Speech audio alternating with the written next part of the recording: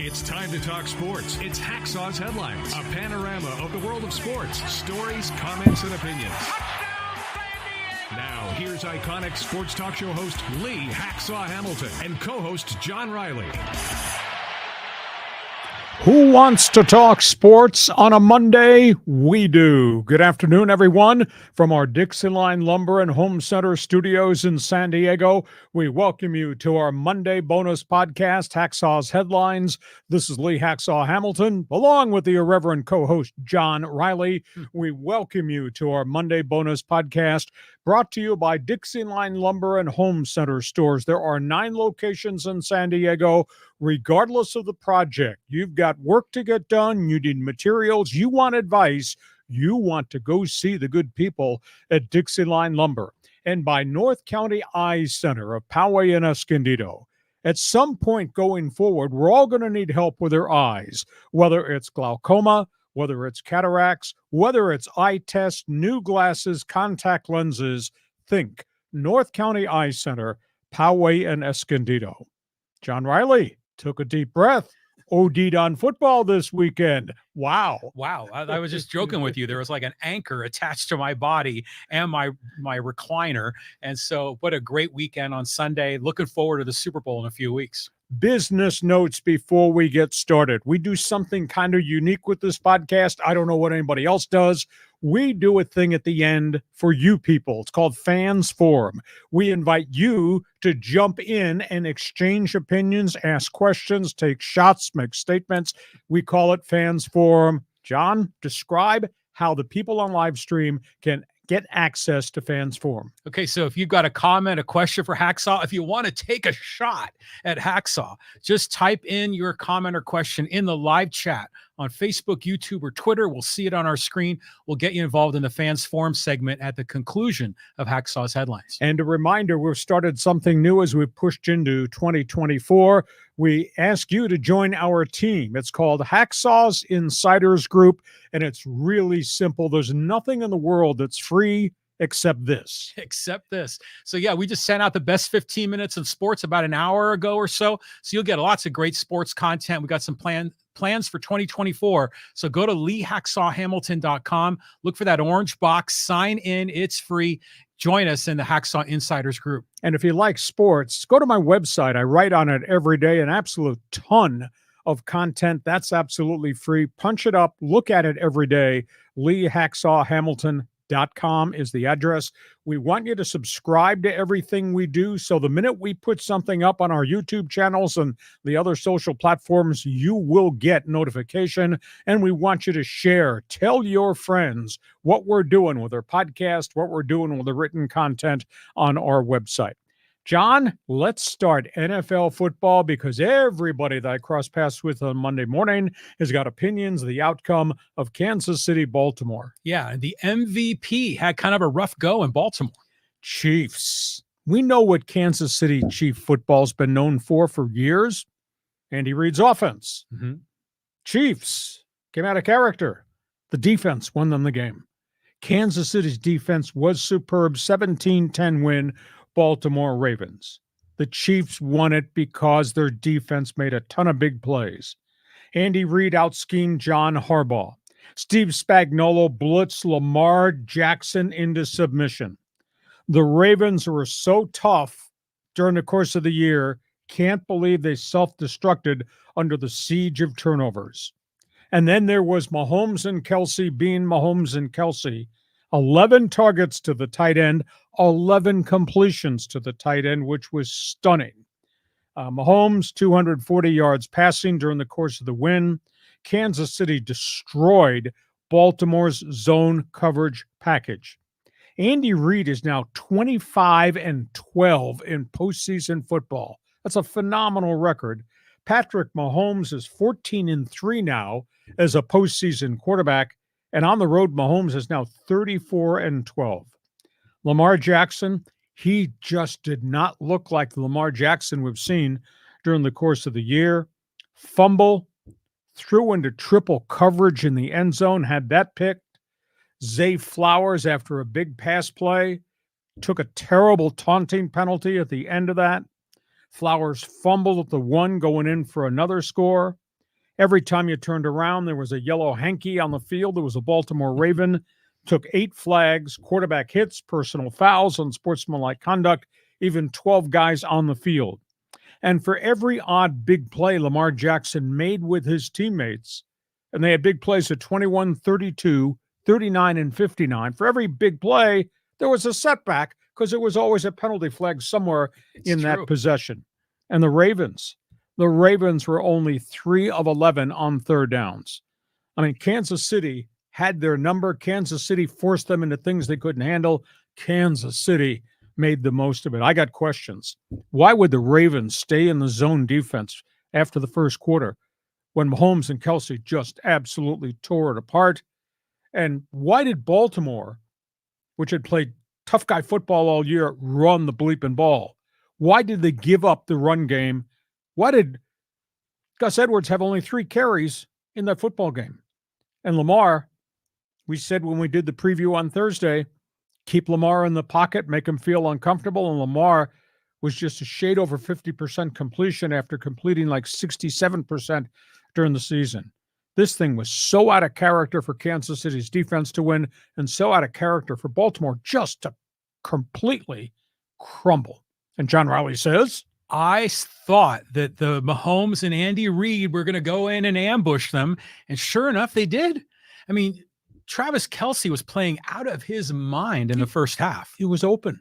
He saw zone. He read zone. He and Mahomes are on this wavelength that zone, find the open spot. Boom, boom, boom. Exactly. They remember that one touchdown pass, like in the corner. Mahomes directed that ball kind of low and outside, only place that Travis could catch it. So Kelce was outstanding. Mahomes was crafty, had some crazy pass plays.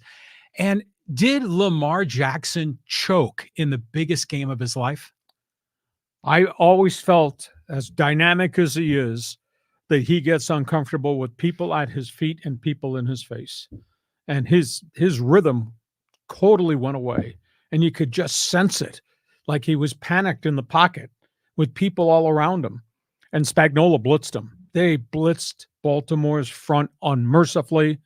And yeah, they had 4 sacks along the way, but they just created so much pressure. He couldn't find receivers. He couldn't go through his progressions because he was worried what was going on around him. He talked about distracted. And then Baltimore just totally unraveled with all the stupid penalties. Oh, yeah. Just crazy. Yeah, it was a disgrace what Flowers did. Yeah. Let me get your take, Hack. So what's your take on this whole Taylor Swift thing? Are you a fan, or do you think it's a big distraction? You hating on it? When it first started, I said, come on, this isn't that important. And then everybody kind of got into it. It's okay. It's cool. Yeah. It's novel. It's different. It's great, I guess. I'm sure the NFL is so amped because there's so many Taylor Swiftie fans that are showing up watching NFL games that wouldn't watch NFL games. So it's cool. It's all right. It's all right. I mean, there's people that are hating on Swift, hating on Kelsey. I'm like, why hate, man? It's all good. So the Chiefs, 4 out of 5 last Super Bowls. This is incredible. Yeah. Can you say dynasty? No doubt. Yeah, really good. Oh, Mahomes is such a great quarterback. You know, people are now barking on Monday.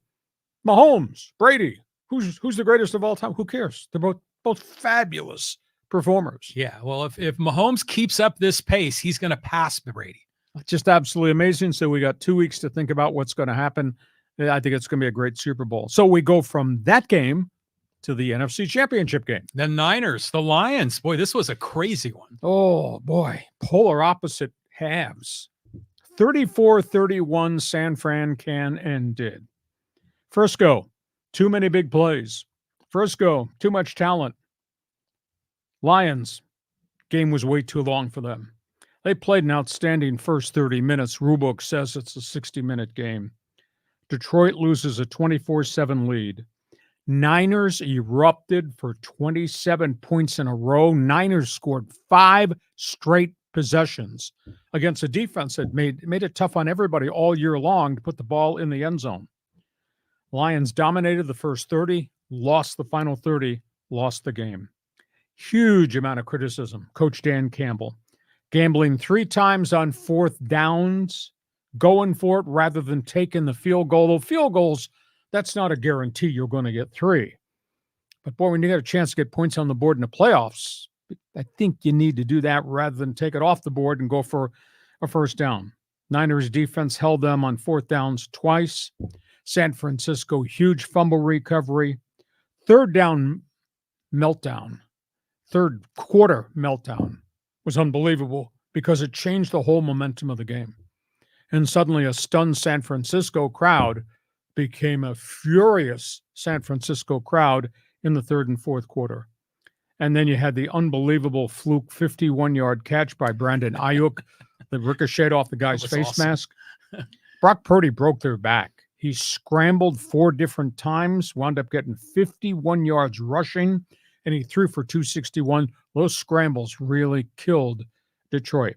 Christian McCaffrey, after a slow start, they started, instead of going down the field, started spreading the field. He wound up with 132 all-purpose yards. Debo, 8 receptions for 89 yards.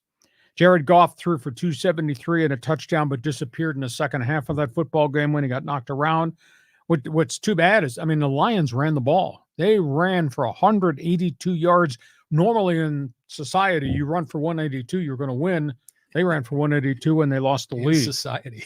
And Mike Shanahan, 8-3 now in postseason play. Shanny the son might be better than Shanny the father as a head coach. My questions after the game: Detroit, fourth down calls. Campbell deserved to get cooked on this. They did it all season long and they were pretty successful, but points in the playoff games are so valuable. And did Brock Purdy look panic-stricken for the second week in a row? And should you be concerned about that? Or the fact that he rallied them now back-to-back come from behind wins, that eases the tension there. And John Riley says, this was an amazing game. The beginning of it, I thought it was doom and gloom for the 49ers. And then Brock Purdy, and the script completely flipped in the third quarter after halftime. But I just, I feel bad for Detroit Lion fan. They were so emotional, rightfully so. And their team had been a disgrace for decades. They're finally at the cusp of the Super Bowl with a 17-point lead, and it evaporates on them. That is so rough. But I was born and raised San Francisco 49er fan back as a kid. I followed the team when John Brody was the quarterback, and I'm rooting for the Niners, even though I'm 500 miles away. But I kind of understand why people hate on the Niners, because they win all the time. Just like we used to hate on the Patriots, or we'd hate on the Yankees, or, or the Lakers, or whatever dominant team there was. The Niners are one of those teams. No doubt about it. You got to earn it. You got to learn from it. And I guarantee a year from now, when they go to the playoffs, Detroit's approach, maybe their psyche, will be a little bit better. You want as many possessions in your pocket as you can get, and if you're taking a 17-point lead and you're kicking field goals, then it could be 20 or 23, which makes that sucker a 3 or 4 possession game. And nobody gets off the deck when they're down by 3 or 4 possessions. That's the only beef I have with Dan Campbell, is you just need to get as many points as you can any way that you can. They obviously went for the whole enchilada, saying, hey, if I can get the first down, punch that sucker into the end zone, and I get 7 instead of 3. That was a big issue.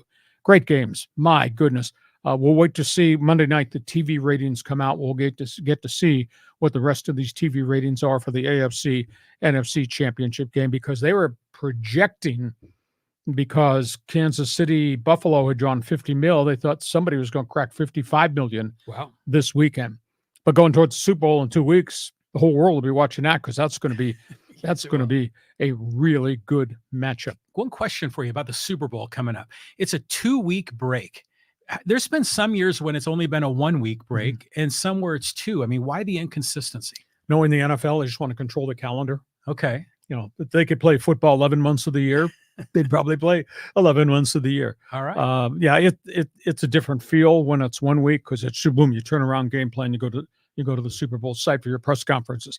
Here, gives you and me and everybody else, sports talk radio, podcast, TV, sports anchors, 2 weeks to talk, dissect, create, whatever. Exactly. So it's probably more marketing than it is anything else. Makes sense. Okay. So we got that. Now, there's a lot of stuff going on off the field around the NFL, John. Yeah, some NFL coaches kind of switching seats here. Let's break it down. Well, we got almost all the head coaching jobs filled. There's only 2 left. Washington, Seattle. I think something happens this week with both those jobs. My gut feel is that I still think that Dan Quinn Dallas is going to go back to Seattle. And in Washington, they're trying to finalize what I think is an offer to Ben Johnson, the Detroit offensive coordinator. But there are other names out there that still might get thrown into the mix with the Washington Commanders. The new owner, Josh Harris, is going to meet with Ben Johnson. It's either Monday or it's going to be Tuesday or Wednesday. I think by midweek, both those jobs probably will be filled. But the movement of coordinators has been staggering. How many coordinators have lost their jobs? How many coordinators got fired from teams that had pretty decent seasons and faltered in postseason? Here's the latest on Brandon Staley. I thought he was a lock to go to the Rams. The minute Raheem Morris left the Rams as defensive coordinator to take the Falcons job, I thought Brandon Staley was a lock. Has not been hired yet. Brandon Staley spent part of the weekend in Green Bay with the Packers, in Miami with their coach, because they both have defensive coordinator openings, and the Rams are still out there, but the Rams now are starting to interview other people. So we'll find out how hot a commodity Brandon Staley is probably this week. Kellen Moore, Charger offensive coordinator, ex-Dallas Cowboy offensive coordinator, not retained by Jim Harbaugh coming in the front door. His star doesn't shine real bright right now. You know, now suddenly you look back at Kellen Moore's run, and Kellen Moore had a couple of good years with Dak Prescott in Dallas. But when he exited, what did Dak do? Dak went for 32 touchdowns and 6 interceptions, That's right. Yeah. and the Cowboys were dynamic. Yeah. Kellen Moore comes to the Chargers, linked with Justin Herbert. And what happened? They stopped scoring. Granted, the quarterback was hurt. Right. Running back got dinged, and they never had a run game. Offensive line was substandard. So Kellen Moore's star isn't shining as bright right now. That being said, Kellen Moore interviewing a bunch of different places, hired by the Eagles. Snap of the fingers. Wow. Hired on Sunday night by Nick Sirianni, who's fired everybody off his staff because of what happened in Philadelphia. So Kellen Moore has taken his resume and his notebook, and he's gone to Philadelphia to work with Jalen Hurts. Vic Fangio, third name on the board, legendary defensive coordinator, didn't do real well. Denver got treated poorly, wound up in Miami this past season, like on a 1-year rental. He walked away from McDaniel's program down there. Vic Fangio, hired by the Eagles. So Nick Sirianni, in the span of Saturday night, Sunday, hires Fangio to be his defensive coordinator and Kellen Moore to take over the offense. And the last guy is so highly respected, Ron Rivera, player, defensive coordinator, what he did at Carolina, what he tried to do in Washington in a bad situation. Ron Rivera met with the Cowboys yesterday for a defensive job. We think it's a consultant job. I don't think it's a coordinator's job. But he met with Dallas, and Monday, today, he's in LA meeting with the Rams. So things are kind of changing for name coordinators. So, John, that's the hot list. If you go through Hacksaw's headlines, the written form on my website, I have a list of all the coordinators that are interviewing. It's a long list. Yeah, it's like your shopping grocery list at the supermarket. There's so many names on it. The movement, I can't recall a year in which we've had such movement of so many coordinators, in addition to the 8 coordinators who got fired by the 8 head jobs that are open, but a whole bunch of other guys on teams that had winning seasons, they got bounced too. So what name do you like there to talk about? Well, Kellen Moore, we knew him as a bright light. You had commented on that in Dallas. I mean, heck, I remember when he was quarterbacking for the Boise State Broncos back in the day. But what happened? I mean, why is his, playbook not working? It stuns me because I thought him linking, and he's a smart guy, with the smart guy, Justin Herbert, quarterback Chargers, that would have been a relationship made in heaven, and they would have been dynamic, and they would have done things. Now, maybe some of it's got to do with the hand injury, the left hand injury that Herbert tried to play through for the first 2/3 of the season. Maybe some of it's got to do with all the skill wide receivers getting hurt and gone for chunks of time. Maybe some of it's got to do with Austin Eckler was not Austin Eckler, and the offense wasn't the offense, and the offensive line, well, they put all these studs in place and thought this was the breakout year. They didn't do a very good job protecting the quarterback. So it's probably a check off all those boxes along the way. But it's eerie to me that all of a sudden this hot name gets let go in Dallas, and Mike McCarthy reinvents the Cowboys under Dak Prescott, and anything Kellen Moore did there doesn't shine as brightly as what Mike McCarthy did. And it comes to the Chargers, and what we expected never ever happened. So suddenly Kellen Moore is being looked at maybe in a little bit different lens right now too. Yeah, exactly. And then, even Staley, I mean, we were so down on Staley, when he was head coach of the Chargers, and he was the defensive guru. Yep. And the defense was terrible. So if he's going to Green Bay or Miami potentially, I bet there's got to be a lot of second guessing, if he's the right guy. Well, the rap on Staley was he was too inflexible. My system works. My players will get the system. Well, we saw how poor their defense was, total defense, pass defense. And then after he was let go, there were a lot of rumblings from within that Charger locker room that he wouldn't change the system. The players couldn't take in all the volume of information. You watch Charger games, I mean, you see guys running open all the time on blown assignment coverages. That's the players being a step too slow because they're trying to think what they should be doing in a certain setup as the receivers are blowing by them. So we'll see if Staley is going to be a different defensive coordinator than he was as a head coach, because what he ran defensively, and it was his defense, and he called the plays, what he ran surely did not work.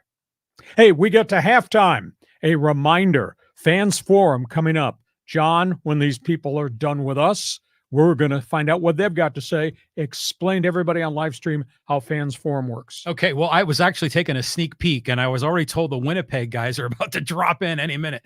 So, hey, if you got a question or a comment for Hacksaw about the NFC, AFC championship games or anything in the world of sports, put your question or comment in the live chat on Facebook, YouTube, or Twitter. We'll get you involved in the Fans Forum. That comes up at the end. Got a question, got a statement to make, stand up, sound off, tell us what it is. Fans Forum begins right at the end of this podcast. In addition, we've opened up this window of opportunity for you to join our team.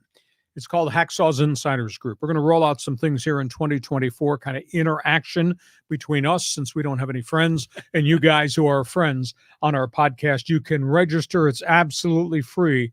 Go to my website, leehacksawhamilton.com. There's a big orange box right on the homepage. Just enter the information here. You'll get on our email list. You'll get a ton of data day by day and some other things that we are planning to roll out. That's be part of Hacksaw's Insiders Group. And a reminder, we want you to share, tell all your friends what we do with the Monday bonus podcast, what our regular Thursday podcast, and subscribe so you'll get the notification immediately, even if it's at 2 a.m. in the morning, of what we're putting up, because he never sleeps, what we're putting up on our website. So share and subscribe with us. We get to halftime. Our podcast is brought to you by DIXIELINE Lumber Home Center Stores. John, we know what DIXIELINE did in your kitchen. We know about the cabinets. We know about the tile floors. But what DIXIELINE does for your home outside, especially during the winter months or when the summer heat arrives, in terms of windows and doors, that's pretty impressive too. Yeah, I mean, these guys, they know their stuff. If you need a sliding glass door for your backyard, or you want a new front door and you want something really cool and custom, they've got all these options. So just go to your nearest DIXIELINE store and they'll set you up. DIXIELINE Lumber Home Center, 9 locations, been in business 100 years. These are people who become your best friends. Now the summer came, we can go everywhere. So let's take it to the beach. Girl, it's just you and me. Now the summer came, so we can go everywhere. Let's take it to the beach. Girl, it's just you and me. Now when the summer's here, maybe we can disappear. And a reminder, our podcast brought to you by North County Eye Centers of Poway and Escondido. These people have been in business serving residents of North County and all of San Diego County since the 1970s. We're all going to need direction and help, whether it's vision tests, new glasses, contact lenses, or something more significant. Trust me, I went there. I needed help. You probably will need direction too. And whether that's cataracts, glaucoma, cornea issues, dry eye issues, if you have questions, they are there to serve you. North County Eye Center, Poway, and Escondido.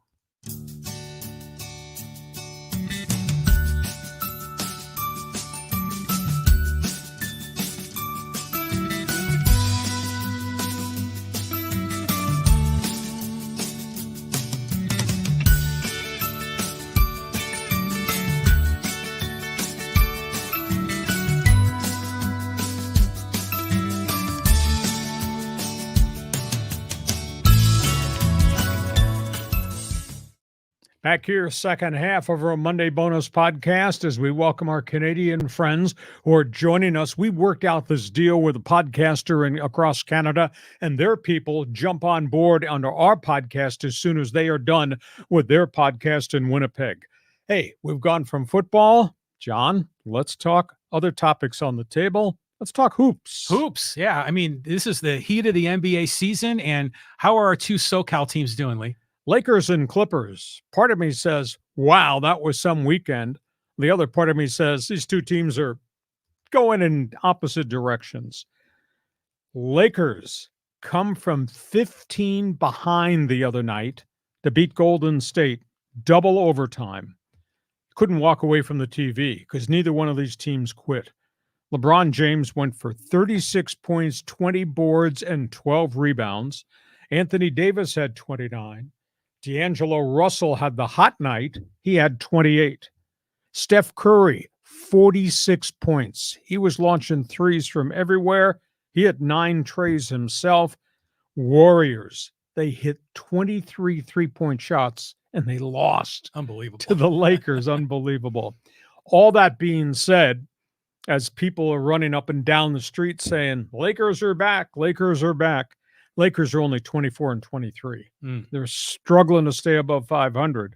And by the way, the Lakers beat a 10th place team. That's who Golden State was. It was a hell of a game to watch. Lakers are in the midst of this road trip. Now they go into Houston to start. So we keep hearing through the grapevine that the Lakers are actively talking about the potential of a major trade. So we'll just have to pay attention to that. Meanwhile, the Clippers, I want you to hold on to the table. Just hold on. All right. For the first time in my life, maybe I should admit I was wrong. Oh, you were wrong. I was wrong. First time in my life. I didn't think the big three would mix and match pretty well with the LA Clippers. And the LA Clippers are 30 and 14. Wow. LA Clippers with the big three: Kawhi Leonard, Paul George, James Harden. They've won 13 of their last 15. The other night, they went into Boston. You know, Boston, one of the best teams in the NBA East. They had a 33-point lead over Boston. In the third quarter, the fans were booing as they were getting up, leaving their seats from the Garden and going. So the Clippers, probably because I said I didn't think this would fit, they're looking over their shoulder, glaring and staring at me, and they're of the opinion, you were wrong. Well, boy, right now, Kawhi Leonard and Paul George have stayed healthy, and James Harden has come on board, and some nights Harden scores 31, and some nights PG gets 37, and some nights Kawhi gets 33. These guys are playing really well together. And the team in LA, you should be paying attention to, not the Lakers show, the Clipper cause. Man, have they come together. It's only half a season. Still got to play, see if somebody stays healthy, somebody gets hurt. Right now, the big three have really worked together. You think I was wrong? You know, you may turn out to be right in the end because Kawhi Leonard will always get hurt. Paul George is going to get hurt. James Harden is probably going to go off into some goofy realm where he's like in a fight with somebody. So there's plenty that can still go wrong here. Okay. Now the Lakers, Warriors, I missed that game and I saw it was double OT and I don't know why I just missed that one. That would have been a lot of fun to watch. But, you know, both those teams, the Warriors and Lakers, they're just a shell of what they used to be. Exactly. We'll have to see if this Laker transaction, because the Lakers are rumored now in this conversation. We talked about this last week, this heavy conversation with Atlanta about DeJounte Murray, their high-scoring guard. But there's so many complexities with draft picks that have to be included, salary matches, that they're now trying to get a third team or maybe even a fourth team to contribute to make all this stuff match. I don't know if the Laker-Atlanta trade will come through. But for one night, and you had to miss it because you were painting or whatever the hell you do on your free time, one night you missed an electric game. But then again, that was 9th place team versus 10th place team in the Western Conference. Yeah, well, the playoffs are coming up in a couple of months, so looking forward to that. But where the Clippers are, if they're not the number 1 or 2 seed of the season. They're pushing it, though. Yeah, they're up near the top. They're 30-14. That's pretty impressive. I mean, that franchise hasn't won a championship. Even if you go back to the Buffalo Braves, they never won anything, did they? So, I mean, we need the Clippers to do something. That'd be great if they did. Okay, so we go from basketball. Hey, join us on Fans Forum. You like hoops? You can either shoot a three-point shot, shoot an air ball, but shoot us something in the chat room for Fans Forum if you like the NBA. John, we got baseball to talk about. Baseball. And yeah, I mean, there's a lot going on here, but the Padres getting their roster in order. Spring training starts in a few weeks. Yeah, Padres Dodgers are the first ones into the Cactus League for early spring training because they go to play in South Korea to start the season, March 20th, 21st, something like that. A lot of storylines involving the Padres right now. Let's just go through the Padre notebook. They have issued what I have to think is a record number of non-roster invitees. Those are hot prospects that are not on the 40-man roster. Those are street free agents they signed that might be on El Paso's roster. They've invited 32 non-roster guys to come to spring training in 2 weeks. Now, it hasn't gotten a lot of notice. I mean, the big off-season acquisition has been the signing of the 2 Japanese closers. Well, Japanese and Korean. Okay, Japanese, Korean. So that's been the big storyline. Padres have signed 20 street free agents. Mm-hmm. None of these guys, I think, are going to make the roster. The latest journeyman that they've signed is Ty Wade, first baseman, outfielder, little bit of pop. Just has not hit major league pitching much. Been with the Yankees for a chunk of time, was with last place Oakland last season. They signed outfielder Orlando Mercado. Mercado, former Cleveland Indian, Cleveland Guardians, St. Louis Cardinal, been in the majors bits and pieces for 5 years. He's more a 4A player than he is anything else. But these are the 20 guys, aside from the Japanese and Korean relievers, these are 20 guys that they've spent minimal money on to get to camp. The other weird part of the equation, you know, you have the 40-man roster in the offseason where all your stars are and your top prospects, so you protect them. They don't get drafted. Padres only have 35 guys on their 40-man roster. That's weird. Because you don't have to protect all the young rookies. Right. 35. Everybody's roster is always at 40. Padres have 35 because they don't have enough. Right. Well, they got some open spots. Yeah, I guess some open spots. So that's not a good sign. The trade rumors just continue to fly. Jake Cronenworth, Ha-seong-Kim. Most of the conversation more recently has been Cronenworth or Kim to Miami for one of their pitchers. Miami's really deep in pitching. Jesus Luzardo is available. There's another pitcher, a right-hander. Luzardo's a southpaw, by the name of Edwin Cabrera. One of those guys might be dealt with by Miami to go get an established bat. Miami needs a second baseman, needs a shortstop. Cronenworth is a second baseman. Ha-seong-Kim can play any of those positions. Only problem is Miami does not want Cronenworth's $10 million contract. So then it begs the question, AJ Preller, you want to do this deal? We'll trade you one of the pitchers. We'll take Cronenworth. You got to pay $5 million of Cronenworth's $10 million salary. So now AJ's got to pay more money for the bad contract he gave Croney if he's going to trade Cronenworth. Kim, I wouldn't deal him. I don't care that he's going to be a free agent next season.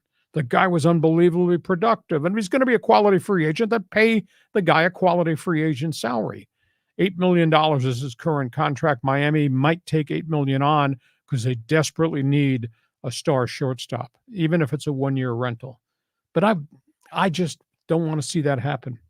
And in terms of Preller's payroll as of today, we believe is $158 million. He's only got $28 million left. I think the Padres are committed to have maybe a 180 or 190 max payroll to get well below the luxury threshold. That's why he hasn't done anything outside of the 2 unique signings from the Pacific Rim. And it's weird to have only 35 men on your 40-man roster. And they desperately need a first baseman. They desperately need something that resembles a designated hitter. And obviously, holes in left field and center field. And by the way, if you could get me another veteran starting pitcher on a rental, I'd like that. How come they have not made a move on Gary Sanchez? How come they've not made a move on Garrett Cooper, who was in Boston today talking to the Red Sox, and he's got power, and that's the green monster out in left field. And they've not made a move yet to sign Jurickson Profar, although that may be a dollar value represented by agent Scott Boras. So, here we are 2 weeks out from going to the Cactus League, John, and they still got lots of holes, and they haven't moved on guys they're familiar with. Go ahead, your reaction. Well, I saw the list of the non-roster invitees, and I'm encouraged because there are guys in there like Jacob Marcy and Jackson Merrill and these young kids. All the AA kids, Robbie Snelling and all, and Dylan Lasco and the Class A kids. Yeah. But that's a ways away. No, but like Jackson Merrill, I think could make the roster. I mean, you could play him in center field or left field. There's a guy that's very talented, one of the top prospects in all of MLB.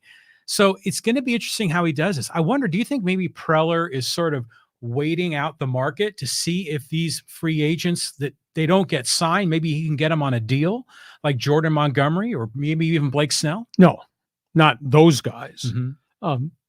Desperately need a DH. JD Martinez is still out there. But, Garrett Cooper is there, probably a much more affordable price. You already had Garrett Cooper. You saw what he did in little spurts and flashes. I just don't understand the methodology. And you can say, wait, prices come down. Yeah, but you know how many guys are off the board in free agency, gone other places? And they're obviously not going to keep Snell, and Jordan Montgomery's going to wind up going somewhere else. And they're playing the prices right. And those are bigger contracts. I understand that you can still pick up guys in spring training, but are they as good as the guys you can get in January or could have gotten back in November when free agency opened? Or is the dollar thing just strangling Preller's ability to do any transactions? I guess I will ask Padre fan who follows us at Jump Into Fans Forum, your response. You satisfied or dissatisfied with where the Padres are right now and what Preller has not done, considering 2 weeks out from Cactus League? Man, there's a lot of holes in that roster. Yeah, there's a ton of holes. They got a lot of work to do. Okay, so Fans Forum, that window is open. If you're a Padre fan following us, jump in to the chat room. Other topic on the table, hockey. NHL, breaking down the news. Lee, what's new? Hockey hotline. This is amazing. The Edmonton Oilers, how horrible they were at the beginning of the season. They fired their coach a month into the campaign. Edmonton has now won 16 straight. Whoa. They are one game away from tying the all-time NHL record that goes back to the 1920s. Incredible. Oilers are just playing great hockey. And I still have reservations. The Oilers don't have the right goaltending, but they've won 16 in a row. And it's just not Connor McDavid. Everybody is contributing. So that is spectacular. LA Kings, something's got to happen because this has to change. This team at one point, they came out of the gate, were 27-4 to start the season. The Kings are 2-14 since mid-December. They have stopped scoring. They got problems in goal now that have just overwhelmed them. Rob Blake has given the coach, Todd McClellan, a vote of confidence. They can't make it fit. And if you look at the roster, they got a lot of good hockey players, a lot of veteran hockey players. They got a ton of guys making $8 million a year. Pierre-Luc Dubois, Kevin Fiala. I guess we now know why Winnipeg and Minnesota got rid of you. These guys haven't shown up. They're not scoring goals at all. How could you be this good to start the season, such a big payroll, and be so poor right now? Are they going to fall out of the playoff race? No, there's still half a season to go. But that roster, you look at that roster, and it's 2-14 in the last 16 games. How's that possible? And then the third one is the San Diego GULLS. And this is the same team that went 13 games in a row without a win in November, and the Gulls have flipped the corner. They got injured guys back. That helps. Some veteran guys like Chase STALEY back. That helps. But their kids suddenly have turned it up a notch, and they're scoring goals. This past weekend, they've been on the road for a week and a half, a 5-game roadie in the American Hockey League. Sasha Pastyuhov, rookie, had not scored a goal all season. We're at mid-season. He pots 3 in one game at Iowa. Nestor Nestorenko, young guy. He gets 3 goals in the same game for the Gulls. And their goaltending is improved. And the other thing is they just lost their top defenseman. Olin Zellweger has been called up by the Anaheim Ducks, and he's going to play probably the rest of the season up there because they got so many injuries. They've got all the good young defensemen we thought were going to be here in San Diego are now putting on Ducks colors and playing up there at the Honda Center.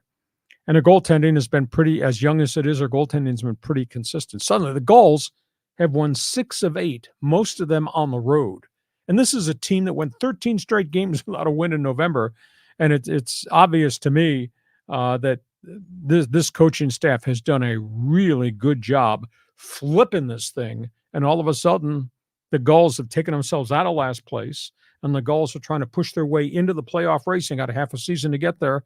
And I think it'll reignite this town if this team keeps winning because the crowds have been terrible.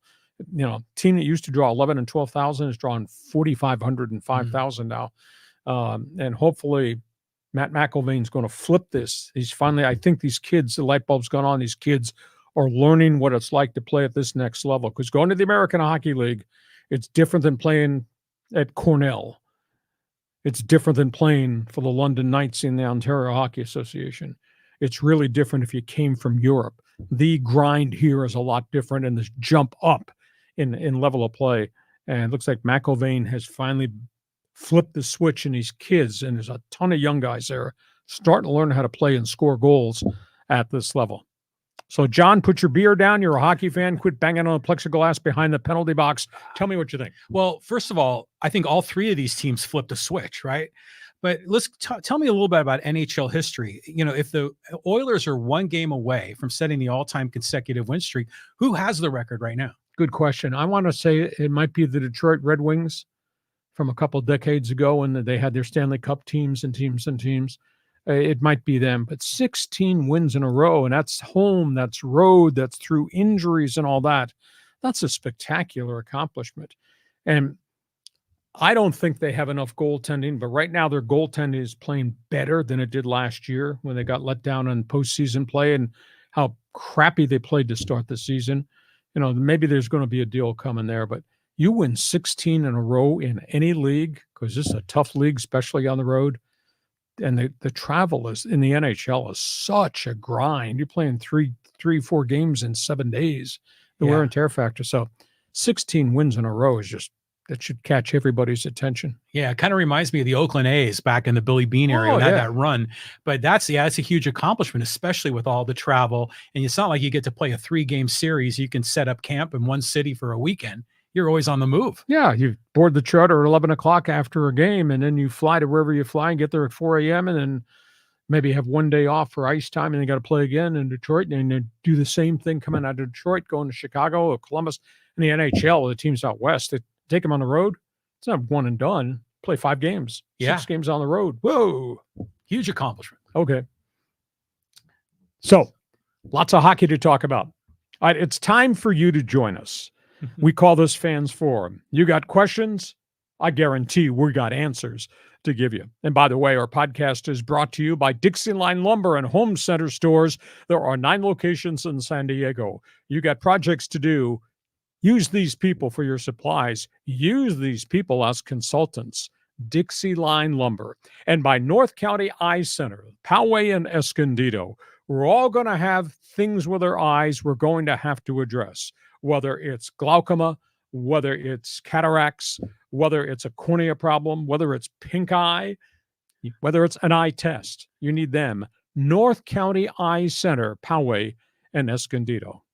John, these people are stacked up from here to the border with questions on Fans Forum. Go ahead. Yeah, I got a lot of questions about the NFL and the NHL and lots going on. Let's go to Al to kick it off. He says, Would Coach Hacksaw on 4th and 2 kick the field goal to make the score 27-10 in the third quarter for the Detroit Lions? I'm a proponent in postseason play, Al. Don't take points off the board. Now, it just depends where the 4th and 2 is. Is the 4th and 2 in at the 21, or is the 4th and 2 out at the 38?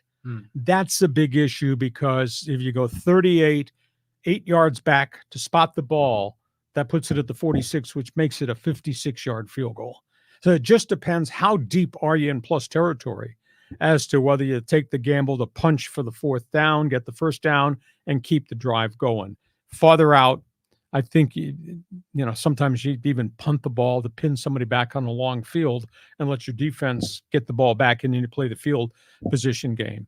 But they did it all year. That's part of the coach's DNA. So I guess I subscribe to what they're doing. But this coaching staff will now learn about the intensity level and the complexities of playoff games as compared to playing the third weekend in November against the Atlanta Falcons. Yeah, it's a big difference. Generally speaking, I like it when coaches go for it on 4th down, because then you get the analytics guys prove it out that in certain situations, it puts the probabilities in your favor. But they only lost that game by 3. If they had made both of those field goals, they could have won the thing. So, good on Dan Campbell. I love the bravado, but I think he kind of fell in love with going for 4th down. Okay, next question. Okay, moving on. Let's go here to John. He says, 2 comeback wins in a row for the 49ers. Will there be a third? Well, I think they proved something. I was concerned that Brock Purdy was freaking out with the pressure. And we said Thursday when we did our preview, pass rush, move him off his spot, because then he gets inconsistent and erratic. He threw some bad balls when he moved off the spot. Lucky a couple of them didn't get picked. But, Purdy, that's a learning curve for a young quarterback. And now he knows what postseason play is really like, because they're going to blitz the daylights out of you. But they proved something. I mean, they climbed out of 2 pretty big holes in those playoff games. I mean, I was shaking my head. I can't believe what I see these 49ers are doing in front of their home fans. I can see you getting ambushed on the road. I could see this happen to you in Green Bay or happen to you in Detroit. But at home, I was really stunned. So, learning curve, they still got an awful lot of firepower. And I think that's the most unique thing about San Francisco. They got so many bullets in the gun that they can fire from every type of direction. And John Riley says, and I say, I'm just amazed at Brock Purdy. I mean, he's only 24 years old. He's going to go to the Super Bowl, which is amazing. And my son is 24. But he is just so unassuming. He just looks like Clark Kent, but then he can flip it and become Superman. And you would never expect it from this guy. But boy, he was just unbelievable. 21-5 as a starter in a year and a half. It's just insane. I mean, I remember when he was at Iowa State, and you hear the name Purdy, and I don't know what you think about, like the banjo players in Arkansas. Yeah, throw 5 touchdowns in a game, though. Yeah. Well, he was legit, but I mean, it's just someone's got to make a movie about this guy. It's incredible. Oh, it's a little early to put him in the Hall of Fame right now. Well, not that yet, but this is ripe for Hollywood. We move on. Okay, here we go. Let's go to who's next in the queue. Here it is. Let's go to Matt. Matt says, which Canadian NHL team has the best shot at the cup? I look at the roster of Toronto, and I don't understand why they're not in first place in the East. Maple Leafs are paying mega contracts to everybody, and they've got all this firepower and goal scoring. They should pay some money to goaltending, because I think they got a real goaltending crisis. So at this point, unless they do something at trade deadline, I don't know if Toronto is going to be a Stanley Cup finalist. Edmonton is playing great hockey. Holy cow. What a way this thing has come together under a new coach that they brought up from the American Hockey League. It's just absolutely phenomenal what Kyle Knoblauch has been able to do since he took over. I don't like their goaltending. I think they're still shaky in goaltending, but we'll see if they do something at the trade deadline. But most everybody is really up against it with a salary cap. It's almost impossible for some teams to make trades. But I would say of the Canadian teams, yeah, those guys for sure. Edmonton right now, I'm still waiting for Toronto to make this thing, quote, come together, which is either fix the goaltending or do something to strengthen the defense. Well, when was the last time the Canadiens or the Maple Leafs were at the top of the league in the NHL and won the Stanley Cup? Well, Montreal's won the Stanley Cup back, but that goes back 10 years probably. Yeah. Toronto, can you say 1967? 1967. And this is one of the richest tradition-laden franchises in the history of the sport. And they haven't done it since 1967. Just amazing. Do you remember those hockey games where there were like these sticks and you'd rotate them, and it was always the Montreal against Toronto? And mine was always Montreal versus the New York Rangers. Okay, there you go. We had that in our basement in our house on Long Island, and I'd play my brothers and Sacre Bleu. Good times. Okay, carry on. Moving on. Okay, here let's go to Kellen Max Sports. He says, what do the LA Kings need to do to snap out of this slump? Team chemistry seems to be way off, especially after post-game comments made by Drew Doughty after they lost to Buffalo last week. Well, you know, that team revolves around Adrian Kempe and Anze Kopitar, and those are two real stars. And I will tell you, the young kid, the number 1 pick, I think he just turned 20, Quentin Byfield, big center. He's having a really good breakout season. He'd spent bits and parts of 2 years since they turned him pro coming out of Ontario in the hockey league there. But boy, the big money guys are just, you know, Pierre-Luc Dubois has got all this physical talent. And you look at him and say, what a phenomenal power player. And he can score goals. He hasn't scored goals. He scored 8. And they can't figure out what line to put him on. And I mean, they made the trade. Now, I guess now you understand why Columbus got rid of him and why Winnipeg got rid of him. And now he's in LA on an $8 million contract. And they're stuck with the deal, and they're stuck with a guy that just kind of seems to float. And the same thing, Kevin Fiala. I mean, he's making big money. He scored a pile of goals, Minnesota Wild. He came here a year plus ago. They haven't been the same player. And these guys are just, I mean, they're tying up so much money in the salary cap. So can the Kings rally this? I don't know. They got goaltending problems. That's the other thing is, you know, having lost one of their goaltenders now with a season-ending knee injury, they're going to have to find a way to make a deal to get a veteran rental goaltender in there to backstop them, because they're giving up like 5 goals a game right now. You can't win in the NHL with that. I mean, we could look at every sport in the book, and there's always those teams that sign these big time guys. They have all this hope, all this excitement, and then they just lay an egg in the season. I mean, is this Kings team going to be like our Padres? I mean, what do you think? That's a good question. There's too much talent, too much firepower on that roster to understand why the hell this is happening the way it is. You know, and you can hit the eject button on Todd McClellan. I think overall in the big picture, he's done a pretty good job there bringing law and order. But is it going to change it? It's got to come from the players. It's got to come from within that room. And I think that's why Drew Doughty, who's usually stoic, I mean, what he said after the Buffalo loss, they had a huge lead against Buffalo and it obliterated, and everybody's standing around, and the Sabres are coming back and scoring goals. Sabres got all these injured players. Their best players are on the injured reserve list. It was shocking. So that's why Doughty just spilled his guts. So we'll see if this has an effect. Sometimes you just need a catalyst. You need an incident. You need something to happen, whether it's the captain standing up and calling people out by names, or whether it's instigated by a fight or a brawl that brings a team together. Something has to happen in LA to make this thing get unified. Let's go on. We got some NBA questions here. This is from Patriots for Christ. Klay Thompson looks washed, sad. A lot of miles on the body. And he's had 2 major injuries. He doesn't look like the same player at all. It kind of looks like he's lost a step of quickness. He was always a standoff guard who would take it and drill it, but he's not getting open now, and he just doesn't look right. And for all the miles, there's 200,000 miles on Steph Curry. Boy, he just plays and goes and goes and goes. And then you see the third guy might hold the key. His name is Jonathan Kuminga. He's a young guy. He was 19. He's playing a lot more minutes this year. His game can be explosive. His game can also be really skitterish, where you know, I watched him in the Golden State Laker game, and I saw Kuminga make some unbelievable plays in and around the basket. I mean, he's a jumping jack who can also stroke it from outside. And you say, wow, look at that athleticism. Holy cow, is he coming? Then you see him make bonehead shot. Why'd you take that shot in the shot clock situation late in the game? What are you doing? So he's just a young guy learning on the job.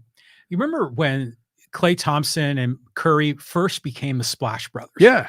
That was what, like 2012, maybe 2013, 5 to 8 years ago, I'd say. But I just remember, like, we knew who Curry was, you know, what he did in the NCAA and took Davidson deep. But I didn't know much about Klay Thompson at all. And all of a sudden he showed up. Was he a first round draft pick coming out of Washington State? I think he was. But to me, he was not really on my radar as a young guy. He could stroke it. But they had other good players. You know, that was Draymond Green at the height of Draymond Green being great. And they had big men who could play. But I mean, the Splash Brothers that stand out there all night and just bury threes. Well, Curry is doing it right now. Klay Thompson statistically is not. And, you know, this is a contract year for him. He's making $45 million. Not too shabby. Well, he's earned it. Yeah. They tried to sign him to an extension. And he said no, but now he's playing really poorly. And he's had injuries. He's had 2 major injuries, like Steph Curry's had 2 major injuries. Right. And for both those guys to be back on the court, that's pretty impressive. Curry's playing back to what Curry is. Klay is kind of giving ground. He does look like he has 200,000 miles on his wheels. Well, you know, he's beloved in San Francisco, especially when he's out on the town. He has his dog with him. He's always getting his picture taken on social media. So yeah, he's something. Moving on.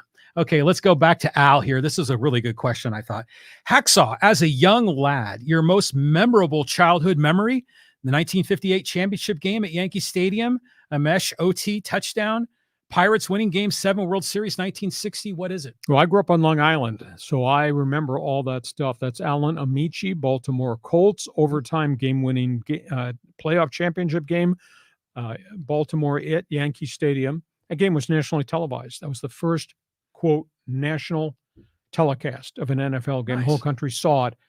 That was the catalyst to make NFL on TV something really special, the Alan Amici overtime touchdown win.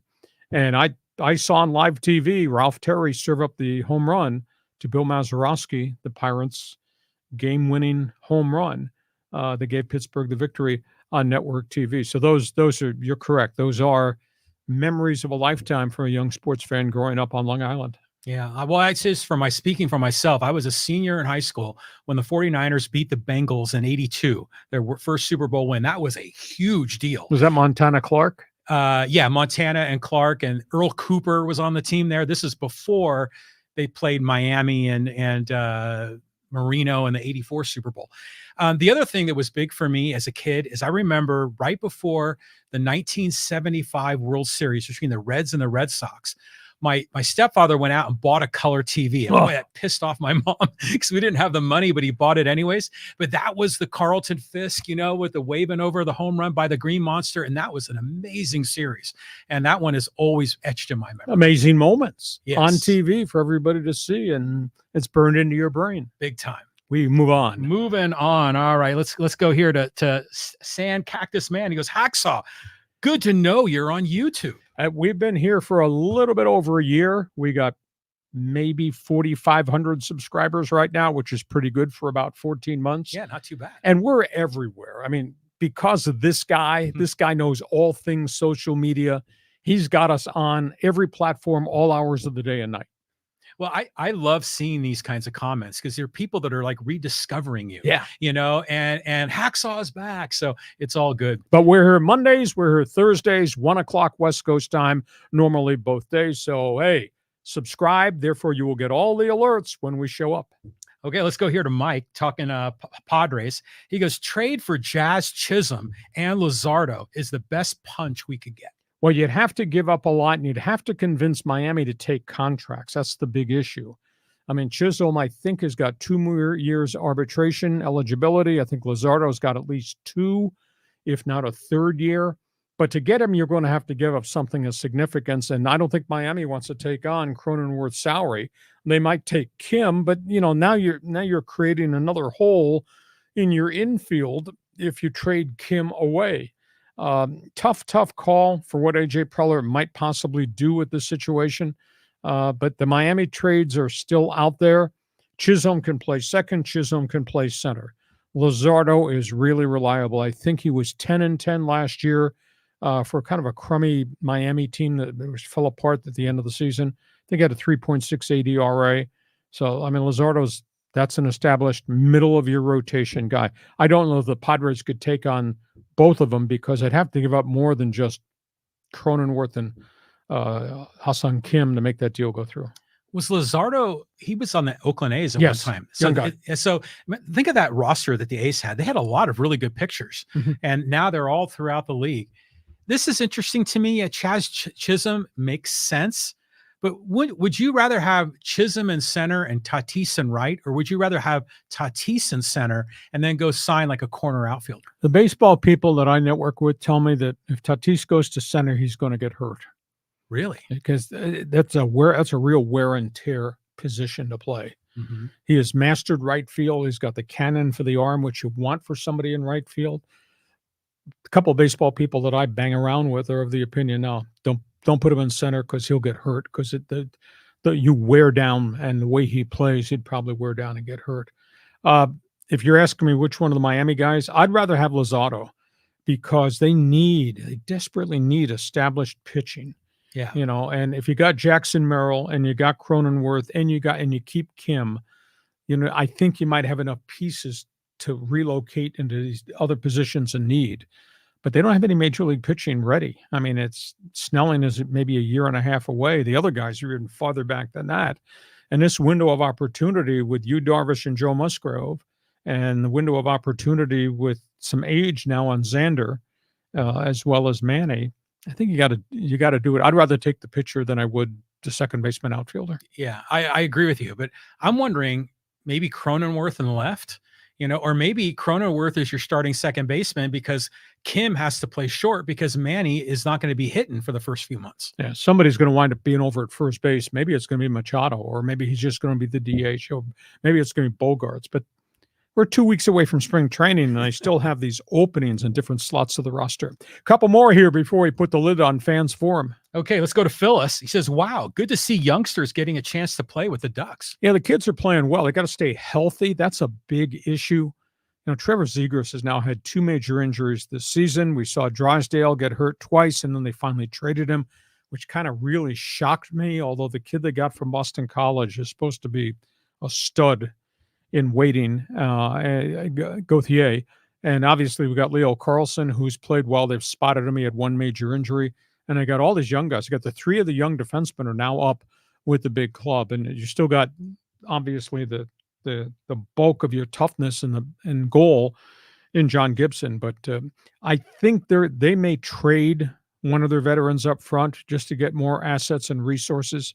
I think Adam Henrique is probably going to be trade bait because he is scoring goals. They're not going anywhere in the playoffs. So the Ducks will probably move Henrique's contract. I think they'd like to get rid of Silverberg's contract because he's a shell of what it was. You talk about somebody waking up as an old man. To see the decline in Jacob Silverberg's productivity as a forward for the Ducks is kind of stunning. This is the last year of his contract. So, their future's down road. They just need to keep their kids healthy on the ice, and they're surely playing a lot of these kids a lot right now. Always good to see kids get a shot, yep. Especially in a team that's in the lower half. It gives them an opportunity. Someone may surprise. Hey, there's a bunch of comments here about the same question, which is about that winning streak and who had the record, and everyone's got a thought. Phyllis said, oh, I heard the answer to this. Was it Chicago who had that record, or maybe the Penguins? And then Callum McSport says the Penguins have the longest win streak, 17 in a row with Mario Lemieux. Okay. Derek Schmidt says, wasn't it the 80 Flyers that had that record? And then Columbus, of all teams, has a record of 16. And then Charlie says NHL record of 17 set by the Pittsburgh Penguins in 1992-93. There's your answer. That's why you got laptop. You can check it up while we're doing this talk show. But okay. 16 wins in a row by Edmonton and Connor McDavid that's pretty impressive. Indeed. Here, let's got a Dodger comment here. He goes, this is from Craig. He goes, how can the Dodgers blow it again and not win it all with that roster? Well, they've been blowing it. They haven't played yet. Let's give Dave Roberts this opportunity this season to win this thing again. What they've done has been significant, whether it is Ohtani, whether it's Yamamoto, and now the acquisition just this past week of James Paxton, who, when healthy, is really a good major league established middle of rotation guy. He's 64 and 38, I believe, as a starter in Seattle and Boston. He's had a ton of physical woes.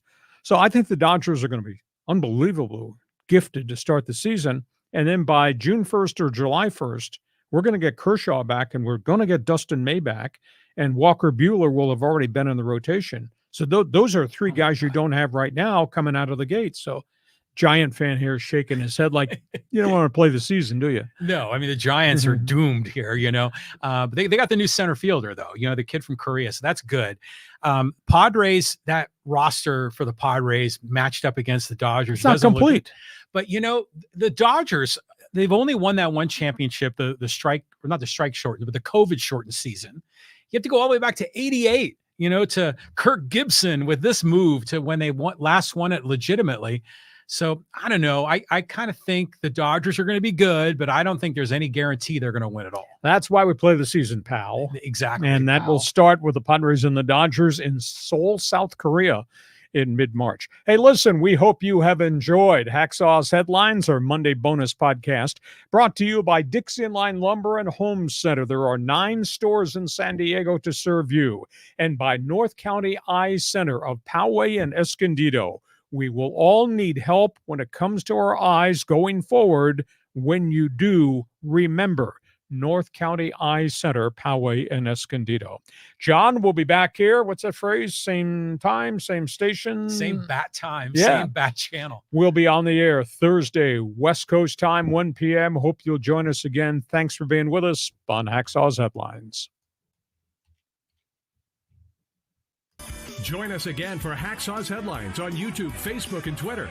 And find the audio version on your favorite podcast apps. For more content, go to LeeHacksawHamilton.com.